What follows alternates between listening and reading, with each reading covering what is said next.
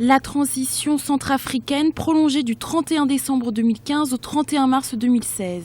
La décision a été annoncée à l'issue du sommet extraordinaire de la Communauté économique des États de l'Afrique centrale qui s'est tenu mercredi 25 novembre à Libreville, capitale gabonaise.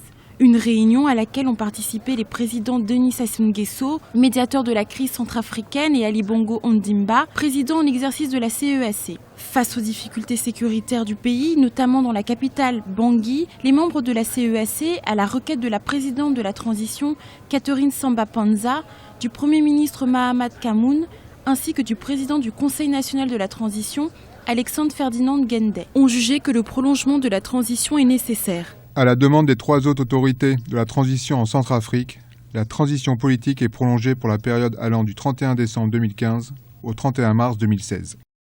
La CEAC réaffirme ainsi son soutien à la Centrafrique et appelle les Centrafricains à respecter les enjeux électoraux sous risque de sanctions. Malgré cette prolongation, les autorités de la transition assurent que les élections auront lieu, même si le calendrier électoral semble difficilement réalisable. Dans le chronogramme que l'ANE a publié, le deuxième tour des élections, c'est le 31 janvier. Alors qu'il y avait une décision politique des chefs d'État de la CEAC pour dire que la transition finit le 31 décembre.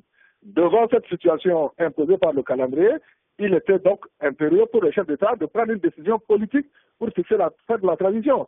Parce que si la décision de Libreville d'hier n'était pas prise, la transition finissait le 30 décembre. Maintenant, ils ont donné, si vous voulez, l'aval politique pour que la transition continue jusqu'au 31 décembre pour couvrir le calendrier électoral. Cela n'implique pas automatiquement le changement de la date des élections. S'il y a nécessaire changement de la date des élections, ce n'est pas au chef d'État de le décider, c'est à l'autorité nationale des élections, en fonction de l'évolution de la situation sur le terrain, qui peut le décider, parce que c'est dans ses attributions. Les choses sont très claires, à mon avis. Au-delà des difficultés sécuritaires, se pose aussi un problème financier. Le déficit du budget des élections est d'un montant de près de 4 millions de dollars. Le Gabon a annoncé qu'il contribuera à un montant de 1 milliard de francs CFA à la tenue de ces scrutins. D'autres pays membres de l'institution régionale se sont également engagés à contribuer dans un futur proche.